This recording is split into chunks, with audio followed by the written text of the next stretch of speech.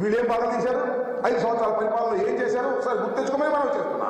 నువ్వు చెప్పకపోయినా రాష్ట్ర ప్రజానీకానికి మనం చేస్తున్నా, లేదంటే ఆయా నియోజకవర్గాల్లో ఉన్నటువంటి ప్రజలకు మనం చేస్తున్నా. శంకర్రావు గారి మీద ఓడిపోయినైనా, లేదు కాసు మహేష్ గారి మీద ఓడిపోయినైనా, చిలకూరుపేటలో రజనీ గారి మీద ఓడిపోయినైనా, ఎంత బ్రహ్మాండంగా 5 సంవత్సరాలు పరిపాలన చేశారో నేను ప్రత్యేకంగా చెప్పాలని అడుగుతా ఉన్నా.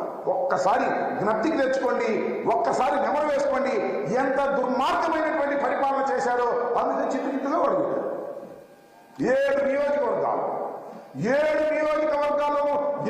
తెలుగుదేశం అభ్యర్థుల్ని ఓడించి వైఎస్ఆర్ కాంగ్రెస్ పార్టీ అభ్యర్థుల్ని గెలిపించినటువంటి ఘనత రాయలసీమ ఈ పల్నాడుకు దక్కుతుందని మనం చేస్తున్నాం. నా గురించి కూడా మాట్లాడాడు, ఆరోపణ చేయలేదు. నేను అంబోతురావు కొత్తగా మాట్లాడటం కాదు, అది కూడా ఎందుకు మాట్లాడాడో నాకు తెలియదు. ముందు మాట్లాడలా, మర్చిపోయినా అన్నాడు. కింద నుంచి వస్తున్నారు, రాంబాబు గురించి మాట్లాడాడు, రాంబాబు గురించి మాట్లాడాడు. అంబటరాంబాబు నడుస్తున్నారు. మీ సభలోనే నా గురించి అరుస్తున్నారంటే నాకున్న ప్రాధాన్యత ఏంటో నేను ప్రత్యేకంగా చెప్పవలసిన అవసరం లేదని మనం చేస్తున్నాం. అప్పుడు గుర్తొచ్చింది అంబోతురాంబాబు. నన్ను ఆంబోతు అన్నప్పుడల్లా నేను అంటూనే ఉంటా, దాని ఏం సందేహం లేదు. మరొక్కసారి అంటున్నా, చంద్రబాబు నాయుడు గారు నన్ను ఆంబోతు అంటున్నావు, వెంకటేస్తున్నాను అంటున్నావు, నేనేమన్నానయ్యా? చెప్పాయి కదా స్టాండర్డ్ డైలాగ్. ఆంబోతులకు ఆవుల్ని సప్లై చేసి రాజకీయంగా ఎదిగినటువంటి వ్యక్తివి నారా చంద్రబాబు నాయుడు గారు, గుర్తుపెట్టుకోమని మనం చేస్తున్నా. ఇలా పదే ఆంబోతు అంటే ఏ ఆంబోతుకు ఏ ఆవుని సప్లై చేశారో కూడా చిట్టా తీస్తా జాగ్రత్తని మనం చేస్తున్నా. అది కూడా చేసి అడ్రస్తో సహా చెప్తే నువ్వు మళ్ళా ఏడవలసి వస్తుందయ్యా చంద్రబాబు నాయుడు గారు. మాట్లాడేటప్పుడు కాస్త నాలికను కంట్రోల్ చేసుకుని మాట్లాడు. అనుభవం ఉన్నటువంటి వ్యక్తిని కదా, 40 సంవత్సరాల రాజకీయ జీవితాన్ని ఉంది నీకు, 14 సంవత్సరాలు ముఖ్యమంత్రిగా ఉన్నావు. నా గురించి మాట్లాడేటప్పుడు మైండ్ యువర్ కంట్రోల్, మైండ్ పెట్టుకుని మాట్లాడాల్సినటువంటి అవసరం ఉంటుంది. ఆంబోతు వెంకటేశ్వర ఆపేస్తాడు. ఆపి దమ్ముంటే చూస్తాను నేను. నీ దగ్గర దమ్ముంటే ఆపని అడుగుతా ఉన్నా. You are a cheater. 420 మోసగాడిని. రాష్ట్ర ప్రజల్ని మోసం చేశావు, ఎన్టీ రామారావు మోసం చేశావు, తెలుగుదేశాన్ని మోసం చేశావు, నీ బంధువుల్ని కూడా మోసం చేసినటువంటి 420 వ్యక్తిని నువ్వు ఇవాళ మాట్లాడి నీ నూకలు చేయలే రాజకీయంగా. ఇంకా ఈ రాష్ట్రంలో నీకు భవిష్యత్తు లేదు, నీ పార్టీకి భవిష్యత్తు లేదు. అందువల్ల పెద్ద నేను కాదు వెంకటేశ్వర, ఇన్ని వెంకటేశ్వర శంకర్రావు అంటాడు. తమ్ముళ్ళు శంకర్రావు కాజేస్తున్నాడు, శంకర్రావు కాజేస్తున్నాడా? ఏం పోయేగానే వచ్చిందని నాకు అర్థం కాలేదు. ఇలాంటి తప్పుడు ఆరోపణ చేసేటటువంటి కార్యక్రమాన్ని నువ్వు చేస్తున్నావు. ఇది మంచిది కాదని కూడా ఈ సందర్భంగా నేను మనవి చేస్తున్నాను. నువ్వు చాలా సందర్భాల్లో చాలా విషయాలు మాట్లాడావు, ఇప్పుడు కూడా అదే విషయాలు మాట్లాడుతూ ఉన్నావు. ఏమిటంటే కోట్ల శివప్రసాద్ గురించి మాట్లాడారు. సరే, ఆయన నా మీద పోటీ చేసి ఒకసారి గెలిచాడు, రెండవసారి అందరితో పాటు ఏడుగురితో పాటు ఆయన ఓడిపోయాడు. ఎస్, ఇక్కడ నేను మనం చేస్తున్నాం. రాష్ట్ర ప్రజానీకాన్ని, పలనాడు ప్రజానీకాన్ని మనస్ఫూర్తిగా అడుగుతున్నా, కోడెల శివప్రసాద్ గారు ఆత్మహత్య చేసుకోవడానికి, మరణించడానికి ఎవ్వరు కారణం? వైఎస్ఆర్ కాంగ్రెస్ పార్టీనా, లేదు అంబటరాంబాబు గారా, తెలుగుదేశం పార్టీనా, నువ్వా? ఒక్కసారి ఆలోచించబడి మనం చేస్తున్నా. ఎందుకంటే కేవలం కోడెల శివప్రసాద్ గారి మరణానికి ప్రధానమైన కారణం నువ్వు, నారా చంద్రబాబు నాయుడు గారు. ఎందుకంటే కోడెల శివప్రసాద్ గారు చనిపోక ముందు కూడా ఆత్మహత్యా ప్రయత్నం చేసుకున్నాడు. ఎందుకు ఆత్మహత్యా ప్రయత్నం చేసుకున్నాడు? కోడెల శివప్రసాద్ లాంటి సీనియర్ పొలిటీషియన్ ఓటమి పాలైతే హిస్టరీ కూడా ఇవ్వలేదు కదా నువ్వు. ఆ కుటుంబాన్ని పక్కన పెట్టాలని నిర్ణయించావు కదా. కోడెల శివప్రసాద్ని పక్కకు నెట్టాలని నిర్ణయించుకున్న తర్వాత ఆ బాధ పడలేక మానసికంగా 1-2 సార్లు నిన్ను కలుసుకోవడానికి ప్రయత్నం చేసిన వారి కుటుంబాన్ని కానీ వారిని కానీ పక్కకు నెట్టేసినటువంటి దుర్మార్గుడు నువ్వు.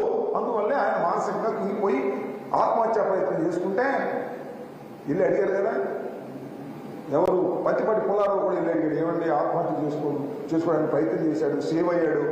ఆసుపత్రిలో ఇల్లు పలకరిద్దామంటే ఆ దుర్మార్గుడిని పలకరించొద్దు, ఆ దుర్మార్గుడికి నాకు పడదు అని చెప్పి ఆ మాట ఆయనకి చేరవేస్తే మరింతగా కుంగిపోయి గత్యంతరం లేని పరిస్థితుల్లో నేను ఒకటి మనం చేస్తున్నా, కోడెల శివప్రసాద్ అనేటువంటి వ్యక్తి రాజకీయవేత్త, భయపడేవాడు కాదు, శత్రువులకు భయపడేవాడు కాదు, శత్రు రాజకీయ పక్షానికి భయపడేవాడు కాదు. కానీ నీకు భయపడ్డాడు. నీ తత్వం వలన, నీ నిరాకరణ వల్ల భయపడి ఆత్మహత్య చేసుకుంటే దాన్ని కూడా సొమ్ము చేసుకునే కార్యక్రమం. కోడెల శివప్రసాద్ మరణానికి చంద్రబాబు వైసీపీ కారణం అని మాట నిజమేనయ్యా, వైసీపీ కారణమే అనుకుందాం. కాసేపు వైసీపీ కారణం అయిపోయి ఎంత సింపతి వస్తుంది. మరి వాళ్ళ కుటుంబంలో వాళ్ళ అబ్బాయికో వాళ్ళ అమ్మాయికో టికెట్ ఇవ్వచ్చు కదా, ఎందుకు పక్కన పెట్టాం నాకు అర్థం కాలేదు. కక్షంగా పోలేదు నీకు. కోడెల శివప్రసాద్ మరణించినా కూడా కోడెల శివప్రసాద్ మీద కక్ష నీకు పోలేదు కాబట్టి వారి కుటుంబంలో ఎవరికి రాజకీయ భవిష్యత్తు లేకుండా అణిచివేయడానికి ప్రయత్నం చేసినటువంటి దుర్మార్గుడివి, నీచుడివి. ఇది రాష్ట్ర ప్రజానీకం తెలుసుకోవాలి, ముఖ్యంగా ఈ పలనాడు ప్రజలు తెలుసుకోవాలని కూడా ఈ సందర్భంగా నేను మనం చేస్తున్నాను. ఇలా చీట్లే ఇలా మోసం చేస్తాను. అంతేకాదు మా శ్రీకృష్ణదేవరాయలు గారిని చేర్చుకుంటే ఏమన్నావు, ఆయన తులసి మొక్క అంట మూడదాకా గంజాయి వనంలో ఉన్నాడు, ఇప్పుడు తులసి వనంలోకి వెళ్ళాడు. నువ్వు తులసి మొక్కవి, నీ తెలుగుదేశం పార్టీ తులసి మొక్క, మేము గంజాయి మొక్కలు. నాకు అర్థం కాదా. నేను ఒక్కటి ఈ విషయంలో ఒక్క విషయాన్ని చెప్పాలి. ఇక్కడ లావు శ్రీకృష్ణదేవరాయలు గారి కుటుంబం ఎప్పటి నుంచో ప్రయత్నం చేస్తుంది పార్లమెంట్కి వెళ్ళాలని. మన నాన్నగారు కూడా కంటెస్ట్ చేశాడు ఇంతకుముందు, నీకు గుర్తుండే ఉంటుంది, లక్ష్మీ పార్వతి పార్టీ తరఫున. వెళ్ళలేకపోయారు. తెలుగుదేశం టికెట్ ట్రై చేశాడేమో తెలియదు. ఎన్నో సంవత్సరాల నుంచి, ఎన్నో దశాబ్దాల నుంచి పార్లమెంటుకు వెళ్ళాలని శ్రీకృష్ణదేవరాయలు గారి తండ్రి శ్రీకృష్ణదేవరాయలు గారు ప్రయత్నం చేస్తే ఆ ఛాన్స్ అంటూ వచ్చింది ఒక్క జగన్మోహన్ రెడ్డి గారి వల్ల. లావు శ్రీకృష్ణదేవరాయలు గారు యంగ్స్టర్ పలనాడు నుంచి గుంటూరులో నిలబడతానని చెప్పి గుంటూరులో నిలబడినా పలనాడు తీసుకొచ్చి పలనాడులో గెలిపించినటువంటి ఘనత జగన్మోహన్ రెడ్డి గారికి దక్కుతుంది. అలా జగన్మోహన్ రెడ్డి గారి ఆశీస్సులతో గెలిచి ఇవాళ తెలుగుదేశం ఆయన ఇష్టం, నేనే కాదు. ఎందుకు వెళ్ళాడు అంటున్నా, దాని నేపథ్యం ఏమిటి అంటున్నా. ఇక్కడ 7 నియోజకవర్గాలు ఉన్నాయి. 7 నియోజకవర్గాలు ఓసీకి ఇచ్చారు, ఒకటి కూడా రిజర్వేషన్ లేదు. ఈసారి బీసీకి ఇవ్వడం ధర్మంగా ఉంటుందని జగన్మోహన్ రెడ్డి గారు భావించి శ్రీకృష్ణదేవరాయలు గారు మీరు గుంటూరు వెళ్ళండి, ఇక్కడ బీసీకి ఇద్దాం, యాదవ్కి ఇద్దాం అని చెబితే అడ్జస్ట్ కాలేకపోయారే. అడ్జస్ట్ కాకుండా గుంటూరు వెళ్ళి పోటీ చేయి, ఫ్యాన్ గుర్తు వెళ్ళాడు, లేదు ఇక్కడే పోటీ చేస్తాను మొందుకేసి తగాదా పడి పార్టీ మారిన విశ్వాసఘాతకుడు శ్రీకృష్ణదేవరాయలు గారిని మనం చేస్తున్నాం. ఇవాళ మళ్ళీ రోజు పోటీ చేస్తున్నాం. ఇక బీసీల ఓటు అడిగే హక్కు ఆ విశ్వాసఘాతకుడైనటువంటి శ్రీకృష్ణదేవరాయలు గారికి లేదు. రాష్ట్రపతి సందర్భంగా మనం చూస్తున్నాం. అంతేకాదు పాపం మా జంగా కృష్ణమూర్తి గారు వైఎస్ఆర్ కాంగ్రెస్ పార్టీ పెట్టినప్పుడు, రాజశేఖర్ గారు మరణించినప్పుడు జంగా కృష్ణమూర్తి గారు జగన్మోహన్ రెడ్డి గారు అంతా నడిచాడు. టికెట్ ఇవ్వలేకపోయాం. గుజా ఎమ్మెల్సీ ఇచ్చారు, వాళ్ళ అబ్బాయికి జడ్పీటీసీ ఇచ్చారు, ఎమ్మెల్సీతో ఆపుకోకుండా క్యాబినెట్ ర్యాంక్ కోసం విప్పించారు, ఇంతగా గౌరవించారు. అలా గౌరవించిన జంగా కృష్ణమూర్తి మనస్తత్వాన్ని కూడా విషపూరితం చేసి నువ్వు పార్టీ నుంచి తీసుకెళ్ళడానికి ప్రయత్నం చేశావు. ఏదో జంగా కృష్ణమూర్తి గారు సీట్ ఇస్తారని, యాదవ సమాజానికి చెందిన వారికి సీట్ ఇస్తారని చెప్పారు. అది కూడా ముంచారు కదంటయ్యా శ్రీకృష్ణదేవరాయలు గారు. నీ మాట నమ్మి జంగా కృష్ణమూర్తి యాదవ సమాజానికి చెందినటువంటి వ్యక్తి కూడా మునిగిపోయేటటువంటి పరిస్థితి తీసుకొచ్చి మీకన్నా చీఫ్స్ ఎవరున్నారు? జగన్మోహన్ రెడ్డి గారు స్ట్రైట్ గా చెప్తారు, ఇలా మోసాలు చేయాలనే విషయాన్ని దయచేసి గుర్తుపెట్టుకోమని మనం చేస్తున్నాం.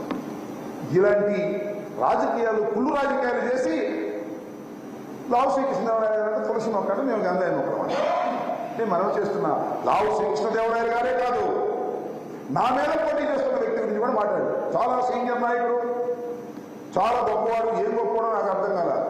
ఒకసారి తెలియమని నీ చరిత్ర, ఆయన చరిత్ర, వీళ్ళిద్దరు ఎలా తిట్టుకున్నారో తెలిసింది. ఈ పెద్ద మనిషి నా మీద పోటీ చేస్తున్నటువంటి వ్యక్తిని బుధమే చేసి చెప్తున్నాడు, చాలా పెద్ద మనిషి, చాలా సౌమ్యుడు, చాలా మంచివాడు, చాలా గొప్పవాడు అని. నేను ఎట్లా తిట్టాడు మర్చిపోతావు. నీకే సిగ్గు శరమం లేదు. రాజకీయాలు అధికారం ఉంటే చాలు తప్ప నీకే సిగ్గు లేదు. నిన్ను వాడు వీడని తిట్టాడు, సమ్మగా ఉంది నీకు పక్కన చేసేటప్పటికి. ఎవడు పోతే ఎవడు నమ్ముతాడు? నేను మనవి చేస్తున్నా. ఇవాళ నేను నీకు ఒక్కటే మనం చేస్తున్నా, తెలుగుదేశం కార్యకర్తలకు కూడా మనం చేస్తున్నా. ఈ శ్రీకృష్ణదేవరాయలు గారు కానీ, కన్నా లక్ష్మణ గారు కానీ, they are not Telugudesam products, they are all Congress products. Lavu Srikrishnadevarayalu అయితే పచ్చిగా జగన్మోహన్ రెడ్డి గారి ప్రోడక్ట్. వీళ్ళు దగ్గర ఉంటారు అనుకున్నారా? మళ్ళీ ఛాన్స్ వస్తే మళ్ళీ కూడా లేపేస్తారు. మాలాగే సిన్సియర్గా ఉండే మనుషులు కాదు. నాలాగాను, అనిల్ కుమార్ గారు లాగాను, జగన్మోహన్ రెడ్డి గారు చెప్పిన నిర్ణయాన్ని శిరసా వహించి పార్టీలో ఉండే వ్యక్తులు లాంటి వారు కాదు. ఈ పార్టీలో చాలా దొరికితే ఆ పార్టీలో పోతారు. చూశాక చరిత్ర. అలాంటి దుర్మార్గుల్ని పక్కన పెట్టుకొని వాళ్ళు తులసి మొక్కలంటే మేము గంధాయి మొక్కలు అంటే ఏం పోయేగానే వచ్చినాయి చంద్రబాబు నాయుడు గారికి? నాకు అర్థం కాదు. ఇలాంటి మాటలన్నీ మాట్లాడి ఏదో గందరగోళాన్ని సృష్టించాలనేటువంటి ప్రయత్నం, మునిగిపోతున్నటువంటి పడవని ఏదో ఒక విధంగా మునిగిపోవట్లేదని చెప్పుకోవడానికి చంద్రబాబు నాయుడు గారు చేసేటటువంటి ప్రయత్నాలు దయచేసి అర్థం చేసుకోవాలని కూడా ఈ సందర్భంగా మీ అందరికీ మనవి చేస్తున్నాను. నిన్న పల్నాడులో జరిగినటువంటి ఈ రా కదలిరా ఏ విధమైనటువంటి సందేశం ఇవ్వకుండా కేవలం